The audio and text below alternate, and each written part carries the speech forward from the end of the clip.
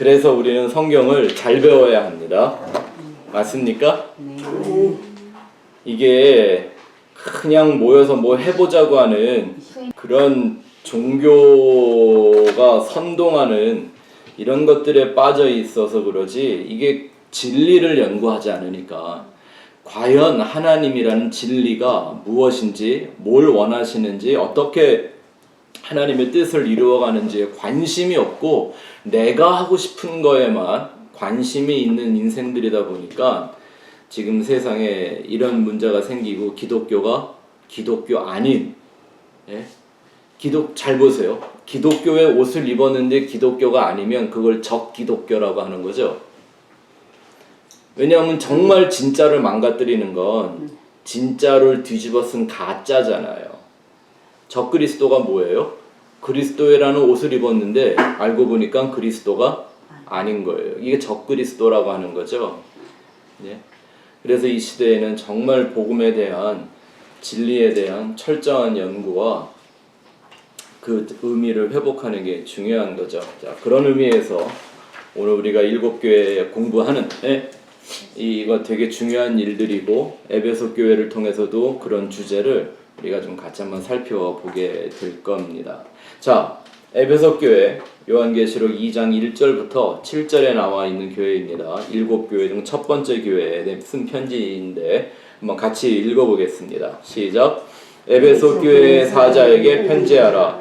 오른손에 있는 7뼈를 붙잡고 7 금촛대 사이를 거니시는 이가 이르시되, 내가 내 행위와 수고와 내 인내를 알고 또 악한 자들을 용납하지 아니한 것과 자칭 사도라 하되 아닌 자들을 시험하여 그의 거짓된 것을 내가 드러낸 것과 또 내가 참고 내 이름을 위하여 견디고 게으르지 아니한 것을 아노라.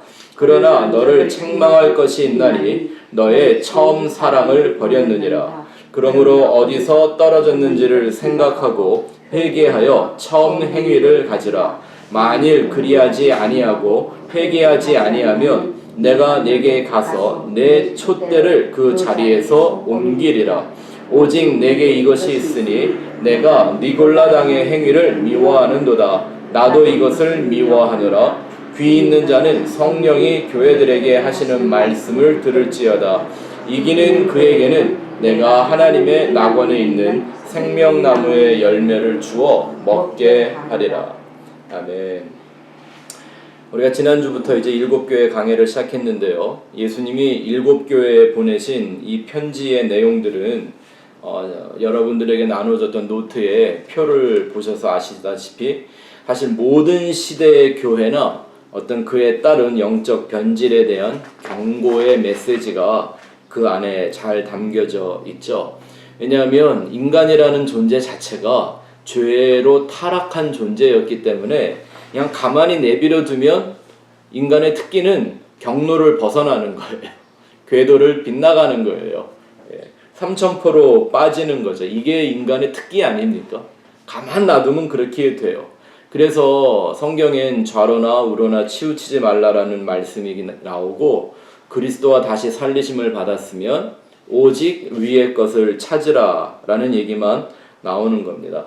근데 우리가 지금 공부하기 전에 대화를 했던 것처럼 시간이 갈수록 이 시대의 교회나 교인들이 갖고 있는 문제가 뭐냐면 성경이라는 그 진리의 가치를 망각하고 있는 것 같아요. 좋은 말과 진리를 구별하지 못해요. 하나님이라는 진리, 예수라고 하는 진리, 그 구원의 진리, 생명의 진리, 이걸 구별하려고 하지를 않고 그냥 어쨌든 세상적으로 혹은 육적으로 종교적으로 내가 속해 있는 교회와 기독교적인 이념에 맞으면 이걸 다 그냥 진리인 양 생각하는 게, 이게 이 시대가 갖고 있는 정말 심각한 문제이죠. 하나님은 인간이 원래 그런 존재들이기 때문에 끊임없이 선지자들을 보내셨죠. 바로잡기 위해서. 누구까지 보냈어요? 결국 자기 아들 예수까지 세상에 보내셨어요. 뭐 때문에? 인간들이 자기들이 스스로 종교를 만들어가고 그걸 발전시켜가는 걸 멈추게 하시려고. 근데 멈춰요? 안 멈춰요? 지금까지도 멈춰요, 안 멈춰요? 더하면 더했지 멈추지 않아요. 그래서 인간들은 하나님 앞에서는 늘 잠잠히 하나님의 뜻이 뭔지만 바라보는 존재가 되어야 그 진리에서 벗어나지 않을 수 있단 말입니다. 진리를 자꾸 벗어나는 이유가 이거죠. 예수와 진리가 관심이 아니에요. 내가 뭐 하고 싶은지, 그거 하면 나한테 어떤 유익이 돌아오는지, 그거 하면 우리가 세상에서 어떻게 칭찬받는지, 이런 거잖아요. 많은 사람들이 어떤 자기가 속해 있는 교회가 부흥하기를 바라는 이유 중에 하나가 이런 거 아닐까요? 정말 복음과 예수의 십자가를 위해서일까요? 아니면 내가 속해 있는 교회를 자랑하고 싶어서일까요? 그거 자랑하면 그게 누구 자랑된다고 생각해요? 내 자랑된다고 생각하잖아요. 맞아요, 그거? 믿음의 주체가 예수의 은혜와 진리라는 것이 아니라 자기가 갖고 있는 믿음을 성취하기 위해 이용할 뿐인 거죠. 그래서 십계명의 제1계명부터가 뭐예요? 절대 다른 신 섬기지 마. 그게 뭐예요? 너를 우상으로 만들지 마라는 말씀이라는 거 우리가 잘 생각해 보았죠. 그래서 이제 그런 차원에서 우리가 7교회 오늘부터 하나씩 한번 점검을 해보는데 에베소 교회를 보게 될 겁니다.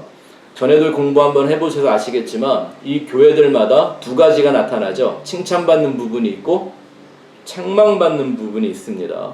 그리고 그들에게 주시는 언약이 있고 경고가 있습니다. 근데 이거를 제가 여러분들에게 꼭 부탁을 하고 싶은 건 다른 교회나 다른 성도들을 점검하고 판단하는 걸로 하지 마시고 나 자신, 나의 신앙관을 점검하는 시간들로 가지셔야만 내가 진짜 진리의 유익을 얻게 됩니다. 특히 이제 에베소 교회를 통해서는요, 제가 3가지를 좀 주의 깊게 강조하려고 합니다. 뭐냐 하면, 이 에베소 교회가 유명한 건 처음 사랑을 버렸다라는 거잖아요. 과연 그 처음 사랑이 어떤 사랑을 말하는 걸까? 보통 사람들이 말하는 자기의 첫사랑 같은 그 첫사랑의 짜릿함. 예? 그 눈에 콩깍지 씌워갖고 인사불성이 되는 그런 어떤 열정, 그런 거 말하는 걸까요? 이게 아니라는 거 제가 좀 증명을 해드릴 거고, 또 교회 안에 이런 말들이 많아집니다. 시대가 가면 갈수록 비판하지 말라, 이런 말들이 많이 나오는데 에베소 교회는 정말 좋은 비판을 잘해서 칭찬을 받았어요. 그쵸? 보니까 악한 자들을, 거짓 사도들, 이걸 다 분별해서 교회에서 몰아냈다 그러잖아요. 그렇게 하려면 반드시 뭐가 먼저 필요했을까요? 비판했겠죠. 그리고 분쟁하는 거잖아요. 근데 에베소 교회는 그걸로 칭찬을 받았어요. 근데 막 사람들이 그런 건 상관하지 않고, 야, 왜 교회나 목회자들이나 뭐 성도들을 뭐 니네들이 뭐 성경을 조금 더 안다 그래서 비판을 하냐 마냐 이런 걸로 오히려 서로 비판하잖아요. 자기들도. 그러면서 하는 말이 비판받기 싫으면 비판하지 마라. 그러면 내가 비판받고 싶지 않아서 진리가 아닌 거짓인데도 비판을 안 하고 있어야 한다는 얘기일까요? 그런 거 아니겠죠. 또 이제 마지막에 주어지는 이기는 자에게 주시는 약속이 있었습니다. 생명나무의 열매를 먹게 해주신다고 그랬는데, 이긴다는 건 뭐고 생명나무의 열매를 먹는 건 또 뭔지, 이런 3가지 부분을 중점적으로 우리가 한번 같이 공부를 좀 해보도록 하겠습니다. 먼저 여러분 노트에 A를 한번 가서 보십시오. 에베소 교회, 어떤 교회입니까? 처음 사랑을 상실해버린 교회가 이 교회의 아주 대표적인 주제이죠. 에베소는 지금 터키라는 나라에 있었던 도시입니다. 안타까운 건 이 에베소 교회는 지금은 폐허가 되어서 그냥 성지순례들이나 가서 그 무너진 돌무대기 구경하는 이런 유적지가 됐죠. 어떤 걸 증명하는 현상입니까? 예수님이 그랬죠. 너희가 이기지 못하면 회개하지 않으면 촛대를 옮겨버리겠다. 근데 지금 2000년 만에 그 교회가 폐허가 되어 있다면 촛대가 옮겨졌다고 하는 결과를 보여주는 거죠. 아니, 교회인데 하나님이 끝까지 보존하고 지켜주시는 거 아닌가요? 이런 좀 나이브한 이런 생각들도 좀 우리가 버릴 필요가 있습니다. 하나님은요, 끝까지 붙들고만 있는 분이 아니에요. 심판하고 버릴 건 버리고 죽일 건 죽이는 분이 하나님이십니다. 맞습니까?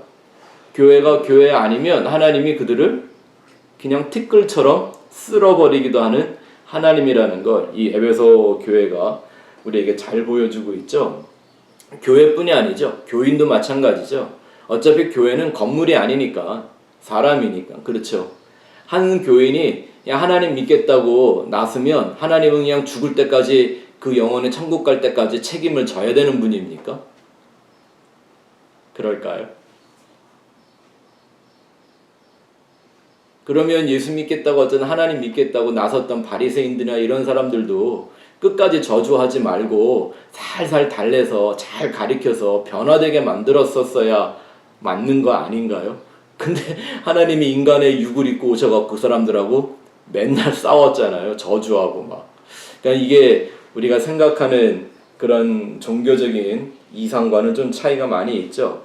에베소라는 지역은 그 당시에 로마 시대의 가장 큰 도시 중에 하나였습니다. 황제 숭배를 제일 잘하는 그런 도시로 알려져 있습니다. 그래서 과거에는 그런 게 있었대요. 로마 황제 숭배 사상을 막 이렇게 붐을 일으키기 위해서 황제 숭배를 잘하는 도시에 후원비를 더 많이 줬대요. 그때마다 에베소가 늘 1등을 했었다는 거죠. 왜냐하면 에베소는 배운 사람도 많고 돈이 많은 사람들도 많았기 때문에 그렇대요. 그래서 로마가 에베소에 아주 엄청난 신전을 세워주는데 그 신전에 기둥이 400개나 됐었대요. 기둥이라는 게 그 신전의 영적 권위를 상징하는 거거든요. 그 400개나 되는 신전이 이제 어디에 나오냐면 사도행전 19장에 나옵니다. 소위 말하는 아데미라는 신을 섬겼던 신전이에요. 이 아데미라는 그 여신이 참 웃기는 여신입니다. 사냥의 여신이기도 하고 땅과 다산의 여신인데요. 정말 이상하게 생긴 괴물 같은 여신이에요. 유방이 24개가 달려있대요. 뭘 의미하는 걸까요? 자식들 많이 낳고 잘 먹여서 건강하게 잘 산다라는 거죠. 물론 그 시대는 그런 게 많이 중요했겠죠. 근데 이 아데미 신전에서 얼마나 끔찍한 행위가 벌어졌냐면 그 신전 안에서는요, 누구와 혼합 섹스를 해도 다 그게 받아졌대요. 왜 그랬는지 아세요? 인간들이 신전에 모여서 막 섹스를 해갖고 그 신들의 성욕을 돋궈 주어야 그 신들이 자기들에게 복을 준다고 생각을 했대요. 상상을 초월하는 거죠. 인간들이 인본주의가 되면 어떤 괴물 같은 모습이 되는지를 잘 보여주는 도시가 바로 이 에베소였습니다. 근데 그 에베소에 놀라운 부흥이 한번 일어나고 교회가 생기죠. 사도 바울과 두란노 서원 사건이 바로 그것을 의미합니다. 바울이 교회를 세우지 못하고, 왜냐하면 돌에 맞아 죽을 뻔하거든요. 복음 전하다가. 그래서 딱 12명 데리고 두란노 서원에서 2년을 가르쳤는데 그들의 영향력으로 인해서 자연히 개종이 일어나기 시작하고 아데미 신전을 파괴하고 거기서 나온 금과 은과 보석들을 다 녹여서 그걸로 세워진 교회가 바로 에베소 교회예요. 이번에 가서 보시면 에베소 교회를 섬겼던 사역자들의 역사가 나타나는데, 처음엔 바울이 개척을 하게 되고 바울이 떠나면서 사도 요한에게 교회를 일임을 시킵니다. 그리고 사도 요한이 반모섬에 유배를 가기까지 교회를 섬기고 그 후에 사도 바울이 아들같이 여겼던 디모데가 이 교회를 섬깁니다. 그러니까 이게 이렇게 보이잖아요. 그 당시 초대교회의 복음의 어벤져스들이야. 그죠? 제일 잘 나가고 제일 실력 있고 제일 공인된 사역자들이 섬겼던 교회예요. 그런데도 교회에 문제가 생겼대요. 이게 사람의 한계입니다. 또 이 에베소 교회가 자기들의 자랑으로 삼았던 게 뭐냐면 예수님의 어머니였던 마리아가 그 교회를 섬기다가 그 교회에 살다가 거기서 죽죠. 왜 그랬을까요? 예수님이 십자가상에서 어머니 마리아를 누구에게 의탁하죠? 유일하게 십자가 밑에 있었던 사도 요한에게 의탁을 하죠. 그러니까 이제 요한과 그 마리아 어머니가 함께 살아가고 요한이 사역을 하는 데마다 같이 따라다녔을 것이다라는 걸 알게 되죠. 그러니 이 교회의 자존심이 얼마나 높았을지 상상이 되시죠? 바울이 세웠죠? 예수님의 십자가를 지켰던 사도 요한이 있죠. 예수님의 어머니였던 마리아가 그 교회의 창단 멤버죠. 막 이러니까 이 교회가 얼마나 그런 것들로 자기들의 어떤 정통성 혹은 전통 이런 거를 주장했을는지 우리가 상상이 되죠. 근데 그 아랫줄 한번 보세요. 교리적으로나 신앙적으로 가장 탄탄하게 시작된 교회인 거는 맞습니다. 그러나 시간이 흐르는 과정에서 교회가 교리화되고 자기들이 갖고 있는 그 역사를 가지고 권위주의에 빠지고 전통주의에 의해서 진리라는 본질을 상실하게 되죠. 그래서 영적으로 변질된 교회가 바로 이 에베소 교회예요. 이것을 이 말로 여러분들이 이해하시면 좋습니다. 믿음의 관념화이죠. 그냥 관념이 돼버린 거예요.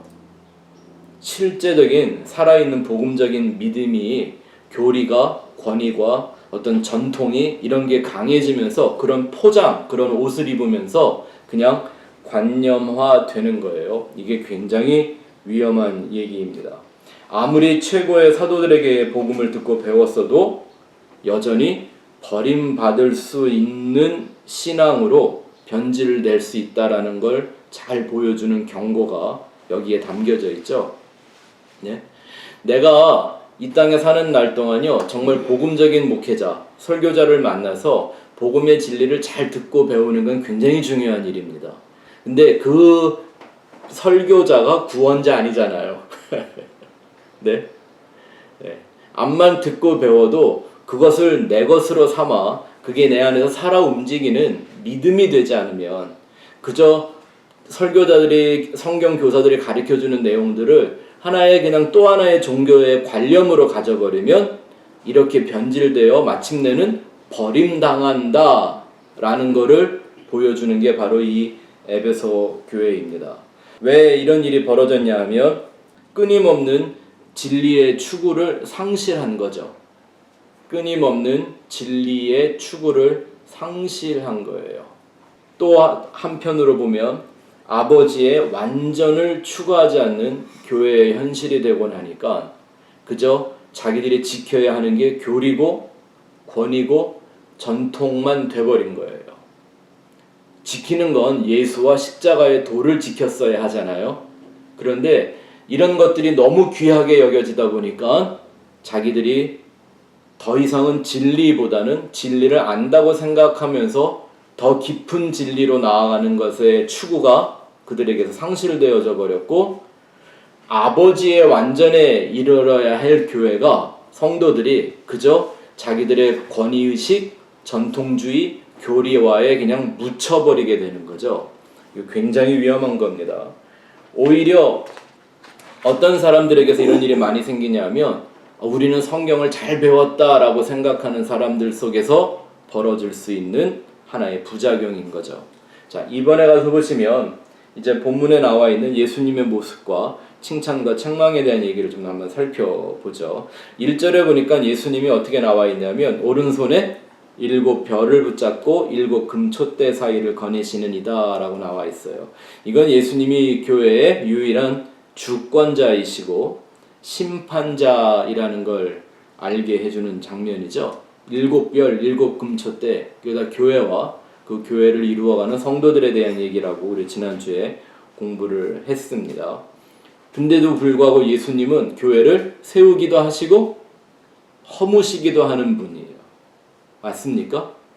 인생을 부르기도 하지만 버릴 수도 있는 하나님이라는 걸 우리는 잊지 말아야 합니다. 왜 사람들이 그냥 단순히 하나님은 나를 절대 포기하지 않을 거야 라고 하는 이런 순진한 생각을 갖고 있냐 하면 이 말을 잘못 이해하고 있는 것 같아요. 하나님의 은혜는 무조건적인 은혜다 라고 하죠. 하나님의 사랑 무조건적인 사랑이다 이렇게 얘기하는데요. 거기서 말하는 무조건은 내가 어떻게 하든 하나님은 절대 나한테 은혜와 사랑을 거두지 않는다 라고 생각을 하는 거예요. 이건 잘못된 생각이죠. 그런 무조건이 아니죠. 우리 인간이 하나님의 은혜와 사랑을 받아내기에는 인간이 드릴 수 있는, 내놓을 수 있는 조건은 하나도 없다라고 하는 무조건이어야죠. 그쵸? 아니 우리 인생이 뭘 하면 은혜 받기에 합당할까요? 뭘 하면 사랑받기에 합당하겠어요? 모든 율법을 지키다가 하나만 어겨도 다 어긴 거라면서요. 그죠? 그러면 하나만 어겨도 하나님 앞에 버림받고 저주를 받아 마땅한 게 인생인 거지 뭘 한다고 은혜와 사랑받기에 마땅하겠어요. 그러니까 인간층에서는 내놓을 게 아무것도 없다라는 뜻에서의 무조건적인 은혜여야지 내가 어떻게 하든지 하나님은 날 절대 버리지 않는다 이런 무조건 아닌 거죠. 이걸 분명히 깨닫지 못하면 에베소 교회 같이 타락하게 된단 말입니다. 또 다음 절 한번 보시면 교회를 세우기도 하시지만 변질되고 타락한 교회를 버리시기도 하는 예수다. 이게 바로 진리와 사랑을 정확하게 구별하는 거죠. 진리와 사랑입니다. 하나님의 진리, 하나님의 사랑은 무분별한 진리나 무분별한 사랑 아닙니다. 그쵸? 이걸 꼭 기억하셔야 돼요. 거룩한 법이 없는 사랑은 사랑도 아닐 뿐만 아니라 하나님의 사랑은 더더욱 아닙니다. 사랑하는 관계일수록 법이 지켜져야죠. 약속을 지켜야 하잖아요. 아무리 사랑한다고 그래 말은 할지라도 약속을 어기면 그 사랑은 깨지죠. 그러니까 사랑은 반드시 법을 필요로 한단 말입니다. 하나님의 거룩한 사랑일수록 정말 예리하고 철저한 거룩한 진리의 법이 동원되는 거죠. 이 말을 꼭 기억해 주셨으면 좋겠습니다. 하나님의 사랑은 우리를 하나님의 아들로 거듭나게 하는 사랑이지 우리의 허물을 그냥 눈 감아주는 이런 식의 사랑이 아니라는 거예요. 눈 감아주는 사랑, 이게 면죄부죠. 이해되세요? 또 어떤 칭찬을 들었나 한번 보십시다. 칭찬받을 부분이 있었는데 예수님이 알아주시고 칭찬하는 그 내용이 뭔지 잘 생각해 봐야 합니다. 근데 우리가 이제 지난주부터 달란트 비유 공부를 시작했는데 또 이번 주에는 비슷한 열문화에 대한 얘기를 할 거예요. 근데 성경의 말에서 칭찬이라는 말을 우리가 잘 이해하셔야 되는 게 뭐냐면요. 칭찬이라는 게 내가 누구보다 잘해서 칭찬을 받는다 이런 비교 우위의 칭찬이 아니에요. 옳다 그르다라는 의미에서의 칭찬이라고 생각을 하셔야만 좀 더 잘 이해가 될 수 있습니다. 예수님이 칭찬한 행위가 있습니다. 행위. 이런 얘기하면 거 봐라. 뭐 복음주의며 뭐 은혜주의를 해도 역시 행위해야 칭찬받지 않는가. 이렇게 그냥 몰아서 생각하면 안 되고요. 이렇게 구별해야 돼요. 예수님이 칭찬하는 행위가 있고 책망하시는 행위가 있어요. 네? 그런데 그게 어떤 행위는 칭찬하고 어떤 행위는 책망하고 이게 아니에요. 잘 보세요. 주일 성수하면 칭찬하시고 주일 빠지면 책망하고 이런 얘기가 아니죠. 기도하면 칭찬하시고 기도 안 하면 책망하고 그런 의미가 아니라요. 예배인데도 불구하고 예수님이 칭찬하는 예배가 있고 책망하는 예배가 있죠. 진정한 하나님 아버지에게 드리는 영과 진리의 예배가 있는가 하면 자기를 위해 드린다고 하는 숭배가 있는 거죠. 다르잖아요. 그렇죠? 기도도 마찬가지예요. 기도하면 무조건 칭찬해 주시나요? 아니요. 주님이 기뻐 받으시며 칭찬하는 기도가 있는가 하면 기도는 그렇게 하면 안 돼라고 하는 책망하는 기도가 있었죠. 그래서 바리새인들의 기도는 책망하시고 세리가 하는 기도는 칭찬하셨잖아요. 아니 기도인데 기도라는 거 그냥 하면 되는 거 아니에요? 아니에요. 칭찬받는 기도가 있고 책망받는 기도가 있단 말입니다. 그러니까 책망받는 기도는 오히려 하지 말아야죠. 전도도 마찬가지예요. 전도하면 무조건 칭찬받느냐 이거 아니에요. 그러니까 막 무분별하게 막 전도하잖아요. 예? 근데 잘 한번 생각해 보세요. 예수님이 바리새인들의 전도는 뭐라 그랬죠? 지옥 자식 만드는 거라 그랬어요. 네? 선교하면 그건 다 칭찬받나요? 아니요. 주님이 칭찬하는 선교가 있고 책망받아 마땅한 선교가 있는 거예요. 연보도 마찬가지죠. 그냥 교회에 갖다 바치면 무조건 하나님이 다 받아주고 칭찬하시나요? 아니요. 주님이 받으시는 연보가 있고 칭찬하는 연보가 있고 오히려 그것 때문에 저주받는 연보가 있는 거죠. 그러니까 이렇게 행위를 구별해야지 무조건 행위하면 주님이 칭찬하고 복 준다? 이건 기독교 아닙니다. 그렇죠? 자, 어떤 행위에 대해서 칭찬을 받았는가? 몇 가지가 나오는데 첫 번째는 이렇게 말씀하십니다. 그들의 수고와 인내에 대하여 칭찬을 해주셨습니다. 네, 그 내용이 뭐냐면 그것은 지속적인 복음의 정립과 사회적인 핍박을 견뎌낸 거죠. 왜냐하면 이 시대는 이제 율법주의에서 복음주의로 변화되는 아주 극적인 전환점이 이루어지는 시대였잖아요. 초대교회가. 그죠? 그러니까 유대인들을 복음주의로 변화시키는 게 얼마나 어려운지는 우리가 지금 이스라엘의 역사만 봐도 알 수 있죠. 멀리 이스라엘만 아니라 우리 교회 다니는 사람들을 다시 복음주의로 일깨우려면 그게 얼마나 어려운가를 보면 이런 변화가 얼마나 어려운지 충분히 볼 수 있지 않습니까? 근데 에베소 교회는 어쨌든 지속적인 복음이 뭔지, 율법주의와 복음이 얼마나 다른 건지를 정립하기 위하여 애썼던 교회 맞습니다. 왜냐하면 사도들이 있었기 때문에 바울과 요한과 디모데가 아주 그 일을 잘하고 그로 인해서 사회적인 핍박이 많았죠. 예. 또 그들의 소망에 대한 인내를 주님이 칭찬해 주셨어요. 그것은 주님이 다시 오심을 기다리는 신앙을 가졌습니다. 왜냐하면 초대교회는 예수님이 다시 온다고 하는 그 천사의 소식을 들었던 사람들이잖아요. 그는 진짜 예수님이 다시 올 줄 알고 기다렸던 사람들 맞습니다. 또 그 다음에 보니까 이게 중요한 거죠. 악한 자들을 구별해낸 거예요.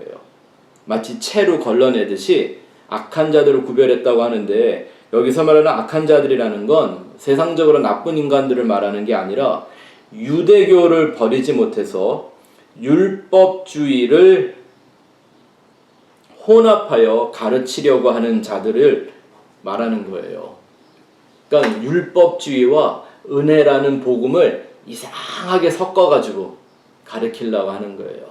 야, 맞아. 우리는 다 믿음으로 인해서 은혜로 말미암아 구원을 얻는 거지만 니네들이 구원을 받으면 이렇게 율법적으로 살아야 돼. 이런 거 말입니다. 여러분들에게 한번 여쭤볼게요. 정말 예수 믿으면 술이나 담배 절대 하면 안 돼요? 그거 하면 지옥 가요? 뭐 어쨌든 술, 담배는 내 건강에 안 좋은 거니까 그렇지. 또 다른 사람들에게까지도 피해를 주는 거니까 그렇지. 당연히 인간적으로 인간의 양심적으로 도덕적으로 하지 말아야 맞는 거 맞죠? 그렇죠? 예? 간접 흡연도 얼마나 나쁘다 그래요. 예. 그런데 이렇게 얘기를 하는 게 문제가 되는 거예요. 당신이 예수 믿기라고 교회 나왔으니까 술, 담배 끊어야 돼. 그래야 천국 가. 술, 담배 못 끊으면 지옥 가. 이런 식의 율법주의는 복음이에요? 아니에요?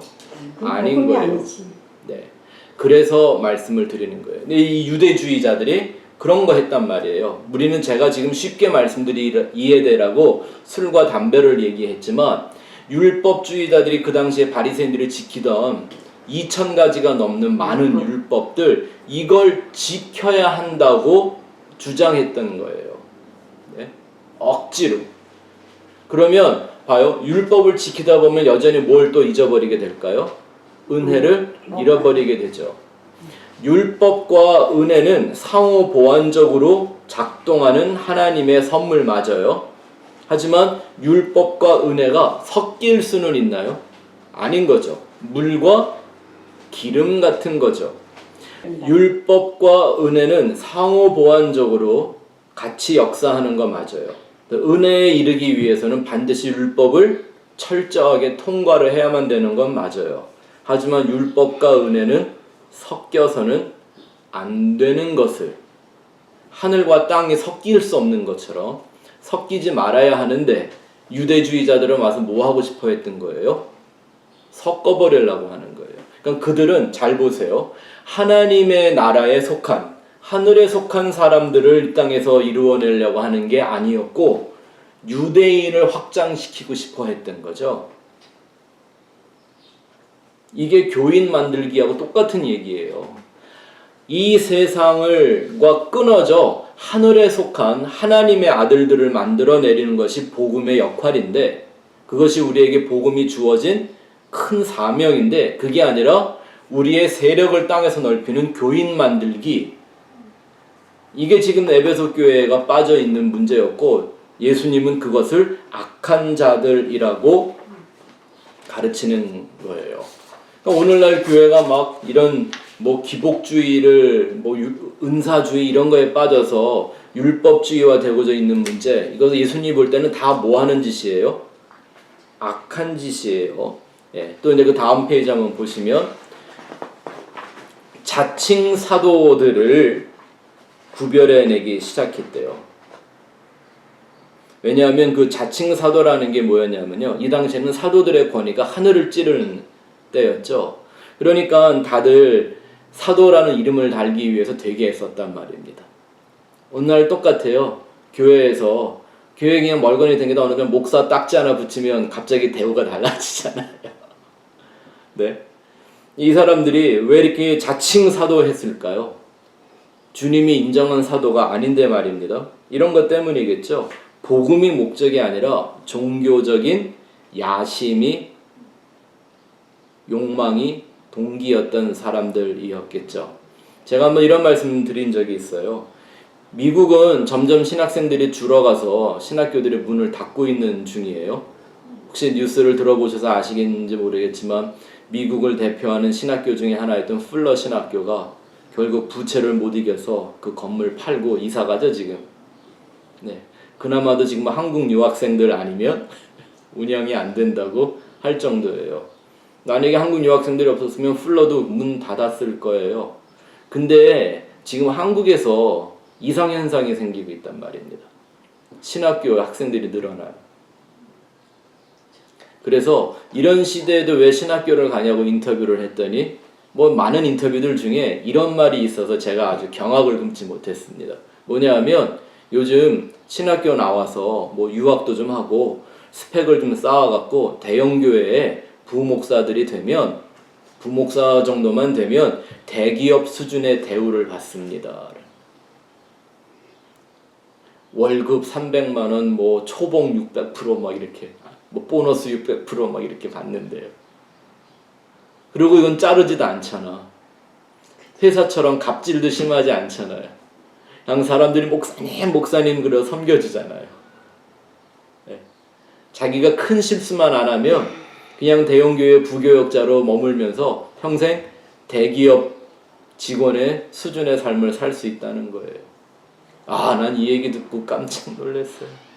그리고 하는 말이, 대기업보다 대형교회의 숫자가 한국엔 더 많습니다. 그러니까 이건 복음을 위한 사명이 아니라 자기의 직업이 돼버린 거죠. 그렇게 복음과 교회를 자기의 먹고 사는 것으로 만들어버린 걸 예수님이 뭐라 그랬어요? 강도의 구렬로 만들어버렸다고 그랬잖아요. 지금 교회들이 그렇게 돼버리고 있는 거예요. 또 그 다음 줄에 가서 보시면 예수님이 그들을 칭찬할 때 예수의 이름을 위해 참고 견디며 게으르지 않았다라고 그랬습니다. 왜냐하면 그들에게는 엄청난 박해와 핍박이 쏟아지고 있었다란 말입니다. 종교적인 핍박도 물론이고 사회적인 핍박도 물론이고 경제적인 핍박도 있었습니다. 길드라는 상업 조직에 조인을 하지 않으면 물건을 사고 팔지 못하게 했던 그 요한계시록에 나와 있는 그 짐승의 인의 역사가 시작된 그 시대였었기 때문이죠. 근데 예수님이 그들에게 말하기를 너희가 게으르지 않았다라고 말하는데 그 게으르지 않았다라는 말이 헬라어로 코피아오라는 말입니다. 코피아오. 이 말은 사실 게으름과 관련된 말이 아니라 약해지다 혹은 피곤해하다, 지치다 이런 의미를 갖고 있는 거예요. 그러니까 너희들이 게으르지 않았다라는 건 뭐냐면 어쨌든 예수의 이름을 위해서 참고 견디며 그 이름 전하기에 약해지지 않았다. 어쨌든 예수의 이름만이 유일한 구원의 길이다라는 것은 알고는 있었다라는 거죠. 그걸 고수했다라고 하는 거예요. 그럴 수밖에 없었죠. 바울과 요한과 디모데가 버티고 있는데 딴소리 할 수 있지 않았겠어요? 근데 그 참 신앙의 특징을 우리 하나 봐야 하는 것이 이런 코피아오가 없는 게 참 신앙의 특징이라고 할 수 있습니다. 그 얘기는 뭐냐면 상한 심령의 지속성이죠. 상한 심령의 지속성.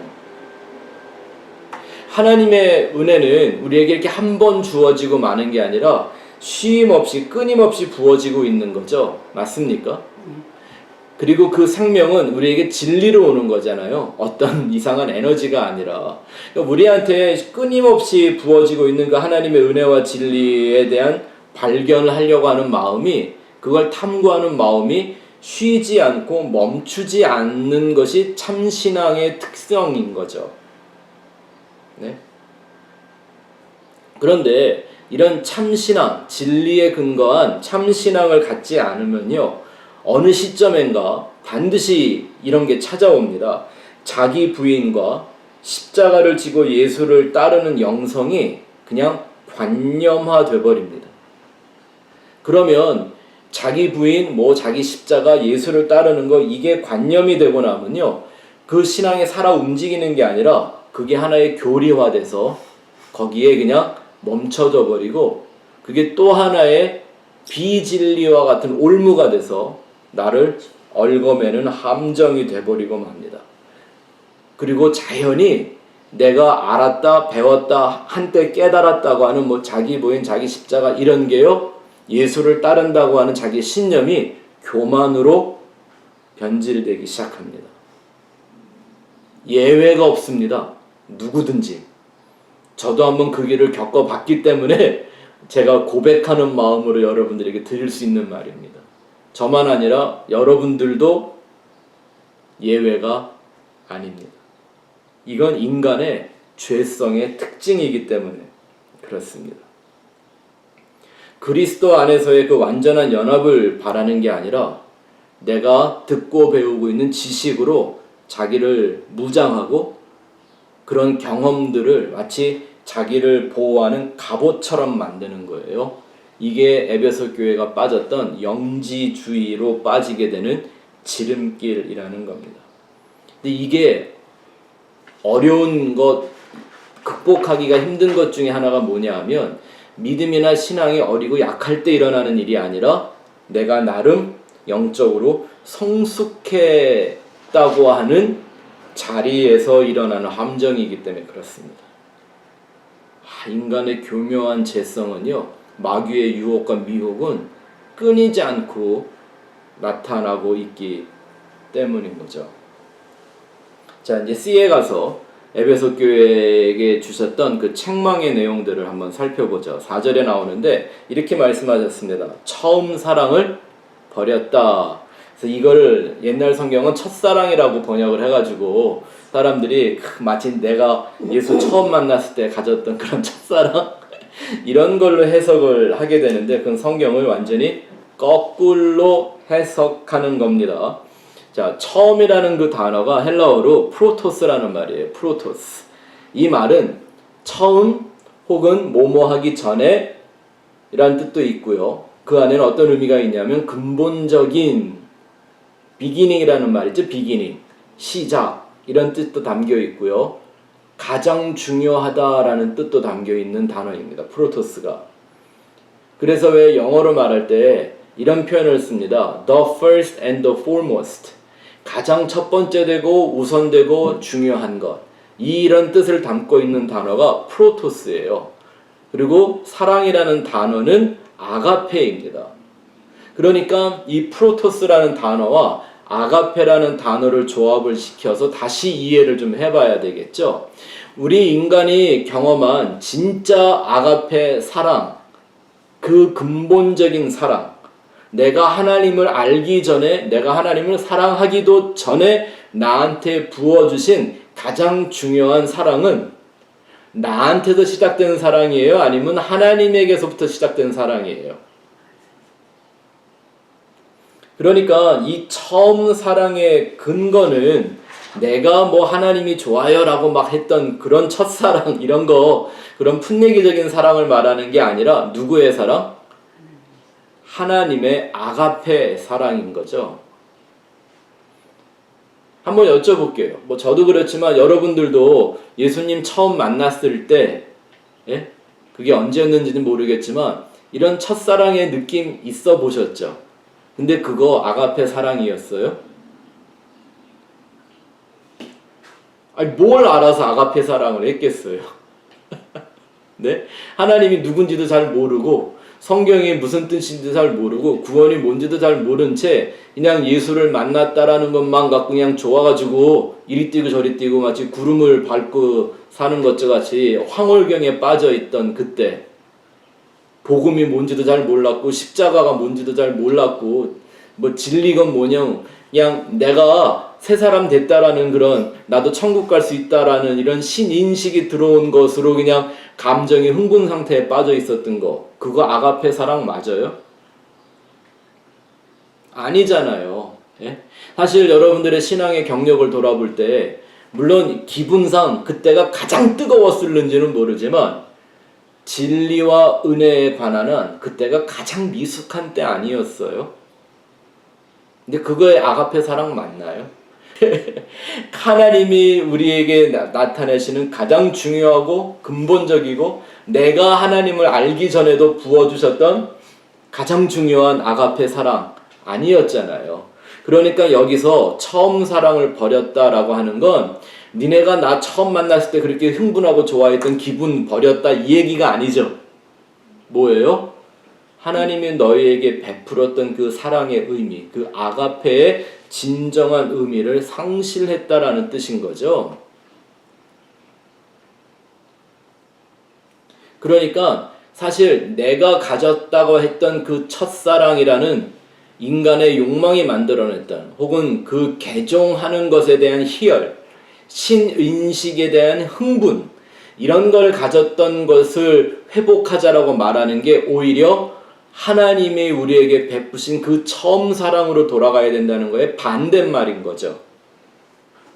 맞습니까? 아, 이거 되게 중요한 거니까 여러분들이 잘 이해하셔야만 합니다. 그러면 그 처음 사랑이라는 게 우리한테 어떻게 나타났던가요? 예수 그리스도만의 그 사랑과 진리를 온전히 깨닫기 원하는 지속적인 회개가 우리 안에 있었었죠. 왜? 내가 예수를 만났는데 예수를 만나긴 했어도 잘 몰랐잖아요.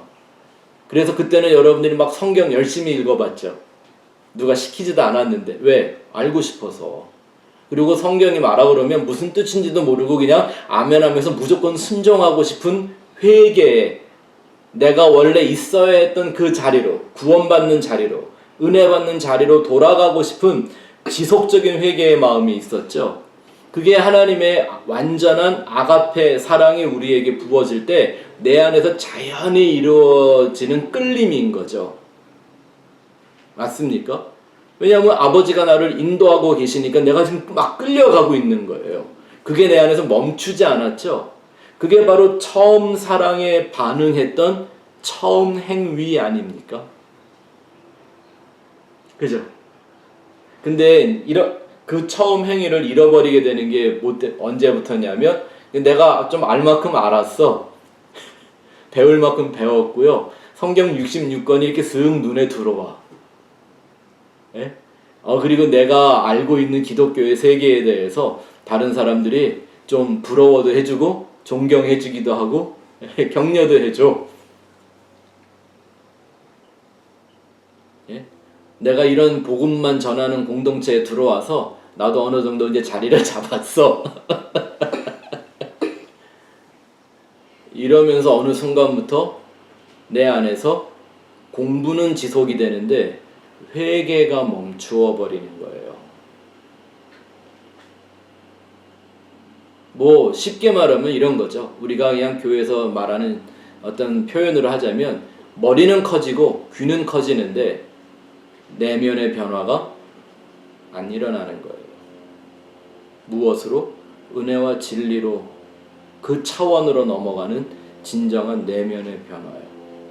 이게 처음 사랑 잃어버린 모습이고 처음 행위로 돌아가야 될 모습인 거잖아요.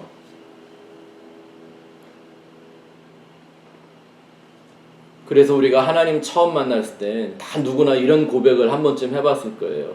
내가 이제 하나님 알았으니까 난 이제 죽어도 괜찮다. 난 이제 하나님 거니까 하나님 마음대로 쓰세요. 이게 뭐예요? 누가 시키지도 않았는데 자기 부인이 내 안에서 이루어지고 있는 거잖아요.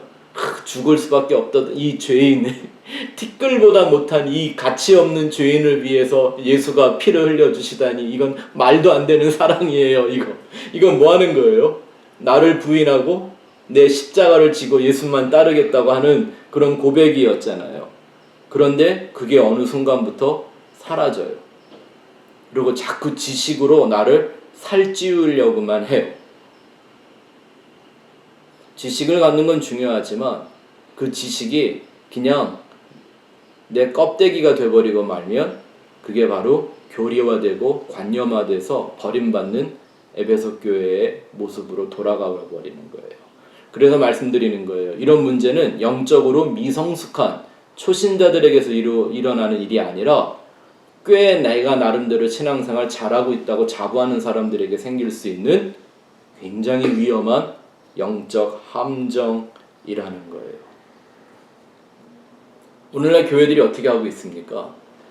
처음에는 그냥 예수면 다다 그리고 막 날 위해 십자가에 죽으신 예수님 눈물 콧물 다 흘리면서 당신만 위해 살겠다고 들어온 사람들이 그 마음의 자세를 진리로 채워서 그리스도와 완전한 연합을 위하여 추구하고 노력하는 그것이 사라지고 나면 그 다음부터 뭐 하기 시작하냐면요, 자기의 목적, 자기의 사명, 자기의 비전 이런 거 이루겠다고 들고 뛰기 시작합니다.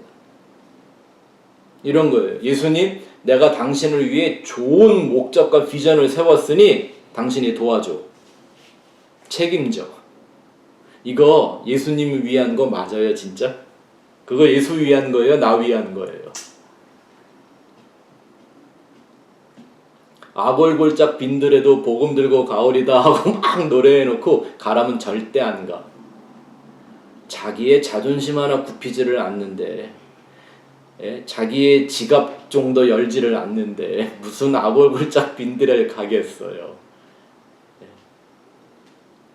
안 된단 말입니다. 안 돼요. 뭐 없으면 그 처음 사랑이 뭔지 깨닫지 못하고 처음 행위로 돌아가지 않으면. 근데 안타깝게도 오늘날 교회에서 이걸 거꾸로 가리키죠. 완전히. 굉장히 위험한 가르침입니다.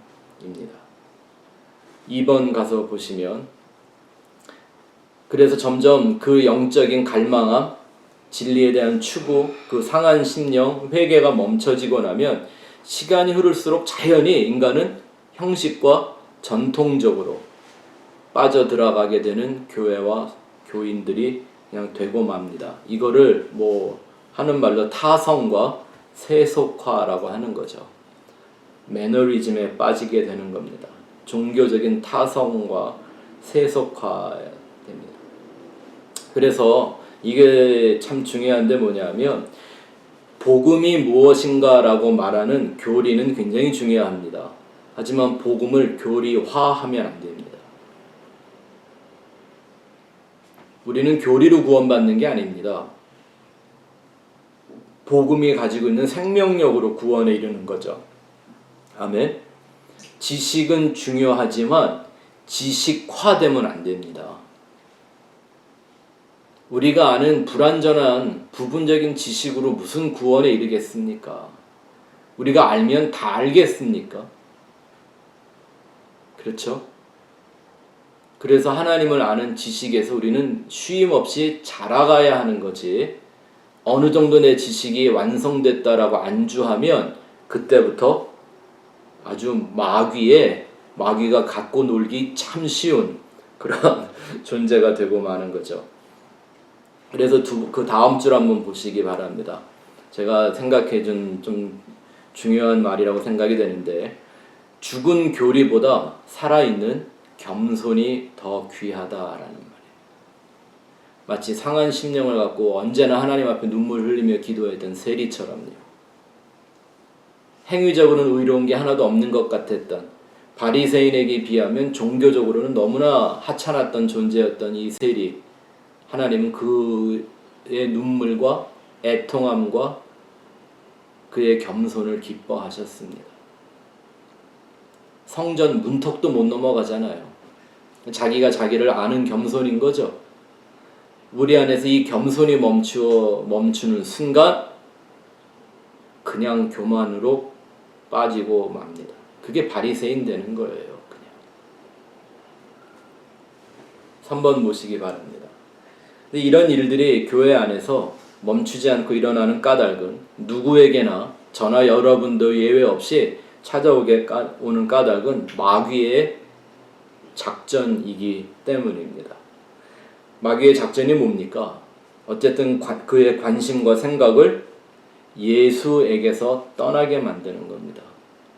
예수에게서 떠나면 그 다음부터 내 인생의 모든 관점과 중심은 누가 돼요? 내가 되고 마는 겁니다. 이런 거죠. 예수 믿는 나, 예수를 사랑하는 나, 진리를 좀 아는 나, 예? 누구보다도 떳떳하고 의롭게 살고 싶은 나, 내가 주체가 돼버리고 마는 거예요. 그러니까 이게 자기를 부인하고 자기 십자가 가지고 예수를 쫓으라고 하는 십자가의 도를 역행하는 거죠. 십자가의 원수로 행하는 길이 되고 마는 겁니다. 다음 줄 보시면 선행과 윤리와 도덕과 십자가를 혼합하는 영적 변질과 타락이 마귀의 가장 탁월한 특기입니다. 심지어 마귀가 이 작전으로 누구까지 넘어뜨렸어요? 예수님을 맨날 보고 동고동락하는 베드로도 넘어뜨리고 가룟 유다까지 넘어뜨렸어요. 그죠? 상상이 되세요? 진짜 예수를 보면서 진짜 예수를 가짜 예수로 믿게 만드는, 이게 마귀의 능력이었다니까요. 그러니까 정말 그 상한 심령, 영적 가난함, 애통함, 이게 사라지고 나면 누구라도 그렇게 베드로나 가룟 유다나 예수님을 버렸던 제자들의 모습이 다 될 수 있는 거예요. 절대 마음을 놓아서는 안 되는 겁니다. 또 축복을 말하면서, 그 다음 줄 보시면 축복을 말하면서 영적 전쟁을 빼버리는 거예요. 영적 전쟁이 없는 하늘의 복이 있던가요? 당연히 없을 수밖에 없는 게 하늘의 복은 땅의 복과 다르죠. 땅의 복을 박살내는 게 하늘의 복이죠. 그러니까 그 하늘의 복을 추구하기 위해서는 반드시 땅에서의 영적 싸움이 멈추지 않는단 말입니다. 그래서 사도 바울은 우리 믿음의 여정을 선한 싸움이라고 말하잖아요. 근데 이런 영적 전쟁 없는, 영적 전쟁이라는 건 진리가 무엇인가를 구별하는 싸움을 말하는 거예요. 뭐 사탄아 물러가라, 뭐 귀신아 떠나가라, 이거 하는 거 말하는 게 아니고요. 진리를 추구하는, 진리를 위한 전쟁이 내 안에 멈춰지면 영적인 축복도 없습니다. 오늘날 교회가 점점 무엇이 실제이고 무엇이 허상인지를 잘못 이해하고 있는 것 같습니다. 여러분, 우리가 눈에 보고 있는 이 세상, 이거 실상입니까? 허상입니까? 이거 허상 맞죠? 네? 이거 그냥 잠깐 지나가는 안개와 같다고 그랬잖아요. 맞습니까? 믿으십니까? 날마다 그렇게 고백하며 사십니까? 그러면 지금 이 나라는 내 이 모양은 어때요? 이거 그냥 우리가 때가 되면 벗어버릴 장막 맞습니까? 맨날 그렇게 여기며 사십니까? 그러니까 이 마음이, 이 심령이 우리 성도 안에서는 멈추지 말고 내가 끝까지 그걸 지켜야만 우리는 실상과 허상을 잘 구별하며 믿음의 실상을 쫓아가는 복음적인 성도로 남을 수 있는 겁니다. 자, 이런 교회에 예수님이 이제 회개의 촉구를 하십니다. 5절과 6절에 나오는데요. 처음 행위로 돌아가라고 얘기를 하시죠. 성도의 믿음이란 하나님의 진리와 심판 기준을 더 깊고 예리하게 탐구하고 발견해서 그리스도인의 완전에 도달하기를 원하는 거룩한 의지의 표현이어야 합니다. 제가 이 한 문구를 노트에 써놓고 속으로 얼마나 생각을 많이 했나 모르겠습니다. 잘 보세요. 회개를 촉구하는 예수님의 모습을 보면서 우리가 이거 하나를 분명하게 해야 되는 게 뭐냐면요, 주님이 나를 직접 고쳐주시지 않더라는 거죠. 우리가 어디로 돌아가야 할지는 보여주셨는데, 진리는 전해주셨는데, 뭐는 직접 해주지 않으셨어요? 회개까지 직접 해주시면 얼마나 좋을까. 근데 회개는 누가 해야 되는 거예요? 내가 해야 되는 거예요. 회개하는 신앙을 믿음이라고 말하는 거잖아요. 그 믿음이 뭐다? 다시 한번 읽어볼게요. 그 믿음이라는 게 정말 뭐냐 하면, 성도의 믿음이란 하나님의 진리와 심판 기준을 더 깊고 예리하게 탐구하고 발견하여 그리스도인의 완전에 도달하기를 원하는 거룩한 의지의 표현이다. 어째 이제 맞는 말 같습니까? 그게 우리가 하나님께 나타낼 수 있는 성도 차원에서의 믿음인 거죠. 이 믿음이, 하나님의 믿음이 나에게 선물로 주어졌을 때 나한테는 이렇게 나타나는 거예요. 어떻게? 그 하나님의 진리, 구원의 심판 기준을 더욱더 깊고 예리하게 탐구하게 되죠. 왜? 이게 제일 중요한 거니까. 그렇죠? 그런데 이 에베소 교인들이 빠져있던 이상한 사상이 하나가 있고 또 잘 골라내었던 문제가 있었습니다. 그게 뭐냐면 니골라당이었죠. 이게 이제 교회 안에 이루어지는 대표적인 이단적인 것들의 모습인데요. 이 니골라당이라는 게 뭐냐면요, 니골라당이 말하던 네 가지 얘기가 있었어요. 그 사상을 잘 구별해 보셔야 합니다. 뭐라고 주장을 했냐면, 인간의 육신은 근본적으로 악하다. 이게 뭐냐면 성악설이라고 하죠. 사람의 근본을 말할 때 두 가지가 있어요. 성선설, 성악설. 이건 먼저 유교에서 말하는 건데요. 성악설, 사람은 죄인으로 세상에 태어난 거예요. 맞아요? 근데 이게 맞는 말 같지만 함정이 있습니다.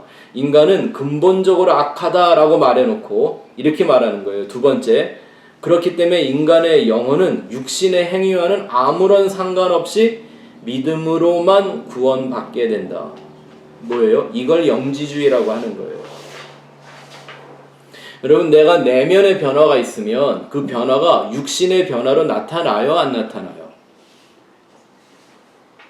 내 내면과 내 육신이 따로 놀 수 있을까요? 따로 노는 게 외식하는 거잖아요. 위선자가 되는 거고요. 그죠?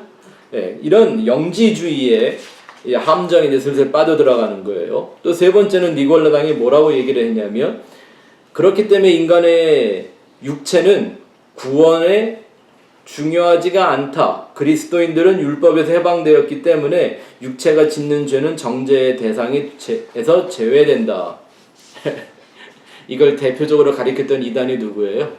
구원파죠. 네? 우리는 이미 모든 죄의 사함을 받았기 때문에 우리가 삶에서 짓는 죄는 더 이상 의미가 없다. 그러면서 얘네들은 그래서 회개하는 기도도 하지 말아야 된다. 이렇게 가리키잖아요. 이게 구원파예요.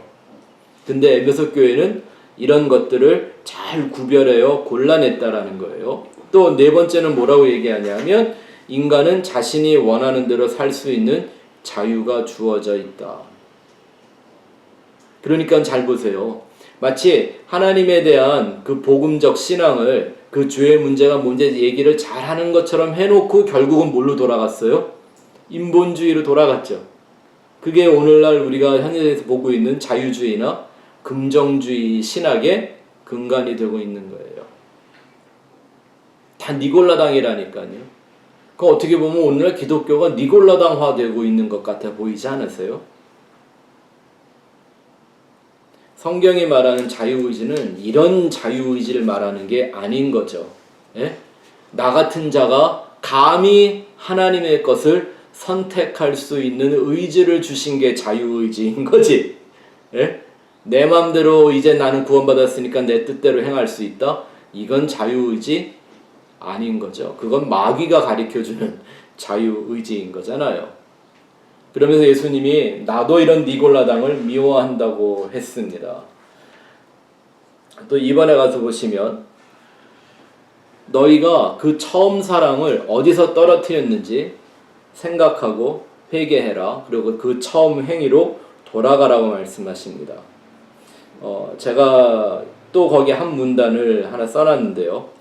하나님을 사랑하는 사람들은 회개의 은혜를 사모하고 회개의 은혜를 사모하는 이들은 진리를 사모하게 된다라고 하는 것입니다. 그러니까 진리에 대한 사모함이 없다면 그들은 사실 모두 원하는 거 아니에요? 하나님의 은혜를 구하는 게 아닌 거예요. 그냥 보상 심리에 빠져 있는 거죠. 성경에서 하나님이 우리에게 갖기 원하시는 그 처음 행위를 보여주는 아주 좋은 그림 두 가지가 있어요. 하나는 베드로가 예수님 처음 만났을 때 했던 베드로의 처음 행위 뭐였습니까? 예수님이 베드로한테 배 오른편으로 그물을 던져봐라. 그랬더니 막 엄청나게 고기를 많이 잡으면서 예수를 처음 만났잖아요. 근데 갑자기 그 상황에서 베드로가 어떤 행위를 하죠? 주여 나를 떠나소서 나는 죄인이로소이다 라고 하는 아주 철저한 죄인의 인식과 자기 부인의 자리로 들어가잖아요. 이게 성경이 말하는 처음 행위 맞죠? 또 그 처음 행위가 뭔가를 우리에게 잘 가르쳐주는 선지자가 이사야 선지자죠. 이사야는 하나님의 선지자고 제사장으로서 일하던 사람이에요. 그러니까 하나님을 나름 잘 알고 있다는 사람이었죠. 근데 어느 날 진짜 하나님의 신이 그에게 임했더니 이사야가 어떻게 돼요? 그냥 바닥에 바짝 엎드러져서 죽은 채 하면서 화로다 나로 망하게 되었도다. 내가 입술이 부정한 자 중에 거룩하고 영광스러운 하나님을 봤다 라고 죽는 신용을 하며 회개를 하잖아요. 누가 시킨 것도 아닌데 하나님 앞에서 자기의 영적 죽은 자의 상태를 부정함의 상태를 인정하고 은혜를 구하는 그 자세 말입니다. 이게 성경이 요구하는 처음 행위인 거죠. 처음이라는 말이 무슨 뜻이라고요? 가장 중요하고 근본적인 거라고 얘기했잖아요. 그러니까 이 마음이 떠나면 누구든지 에베소 교인들처럼 변질되고 타락할 수 있다라는 겁니다. 그 다음 줄 보시면 철저한 자기 부인의 심령과 근본적인 죄 문제의 유일한 해독제인 십자가의 도에 대한 추구가 바로 우리가 지켜야 되는 처음 행위입니다. 처음이라고 해서 시작만 말하는 게 아닙니다. 그렇죠? 가장 중요한 신앙의 가장 근본적인 행위여야 한다는 거죠. 3번 가서 보시면 이제 예수님이 너희가 회개하지 않으면 뭐 한다 그랬어요? 촛대를 옮긴다라고 경고하셨습니다. 촛대로 옮긴다는 것은 더 이상 예수의 진리의 빛이 나타나지 않게 하신다라는 거잖아요.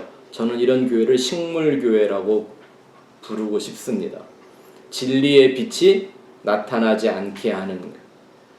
식물 인간인 건 뭔지 아시죠? 사람으로는 살아있는데 사람 구실은 못해요. 그죠? 식물 교회란 뭘 의미하겠어요? 교회라고 모양은 갖춰놨는데 교회의 구실을 못하는 거예요. 식물 교회죠. 식물 교회.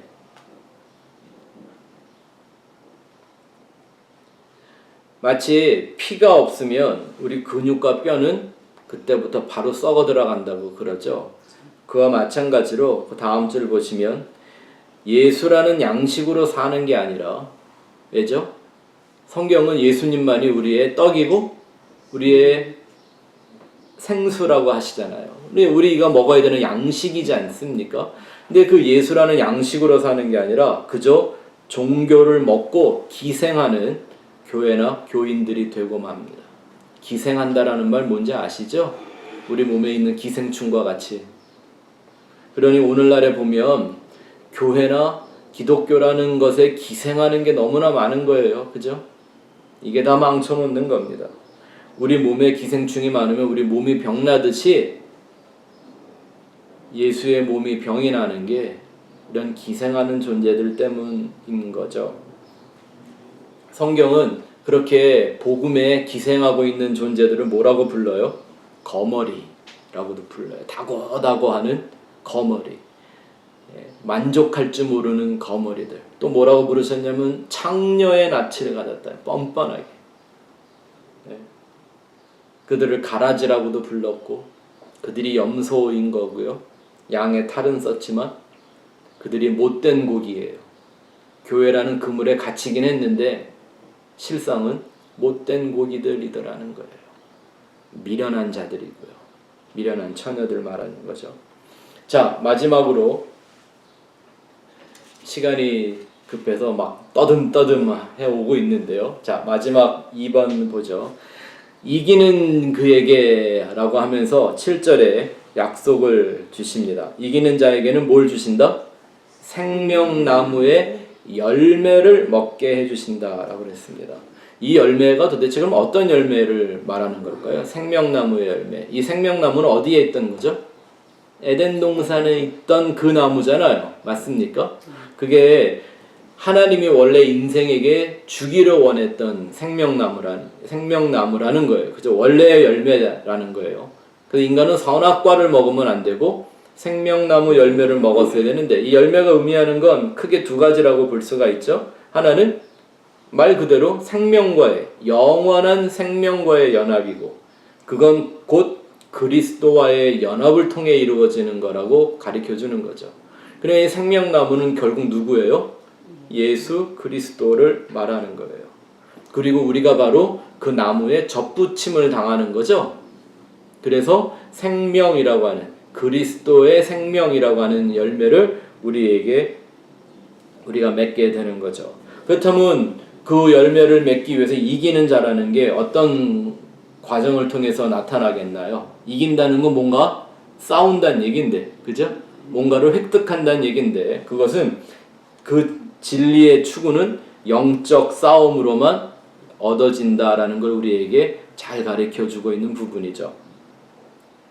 마치 이거를 기억해야 합니다. 영적 싸움이라는 건 빛과 어둠 가운데서 빛의 의미를 발견해내는 거죠. 사실 빛과 어둠이라는 건 서로 싸우는 관계가 아닙니다. 그냥 빛이 나타나면 어둠은 자연히 사라지게 되는 거죠. 그래서 우리 성도는 빛과 어둠의 문제를 잘 이해해야 합니다. 그래서 창세기 천지창조가 뭐로부터 시작하는 거예요? 빛과 어둠을 구별하는 것으로 시작됩니다. 근데 이거는 이론으로만 되지 않습니다.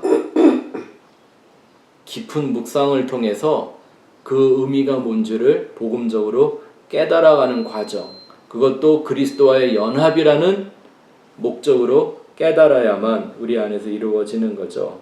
그리고 마지막 2번에 가서 이 영적 전쟁의 패배자들은 생명나무의 열매를 먹지 못하면 뭘 먹게 될까요? 그들은 자연히 참 쉽죠. 간단하죠. 선악과 먹게 되는 겁니다. 선악과 먹으면 어떤 현상이 나타나요? 내가 선과 악을 안다고 그것으로 인해 내가 하나님처럼 되었다라는 영적 중독에 빠지게 된다고 그랬죠. 이게 세상 종교입니다. 종교적, 율법적, 행위적으로 빠져들어가 십자가의 원수로 행하게 되는 거죠. 예수님을 닮는 것과 이렇게 선악을 알아서 하나님처럼 되고 싶어 한다는 건 정말 큰 차이가 있습니다. 왜죠? 어떤 차이예요? 거듭 말씀드리지만 그건 주체의 차이입니다. 내가 예수를 닮는다라고 말할 땐 자기를 부인하고 세상에 오셔서 온전히 아버지의 영광만을 위해 살았던 그 예수를 닮는다는 뜻이어야 하는데, 그죠? 내가 이제 뭔가 좀 알았어. 선이 뭔지 알고 악이 뭔지 내가 알았어. 그러면 나도 하나님처럼 아는 거야 라고 생각하는 사람들에겐 뭐가 없으냐면 절대 자기 부인이 있을 수가 없습니다. 이거 한번 생각해 보세요.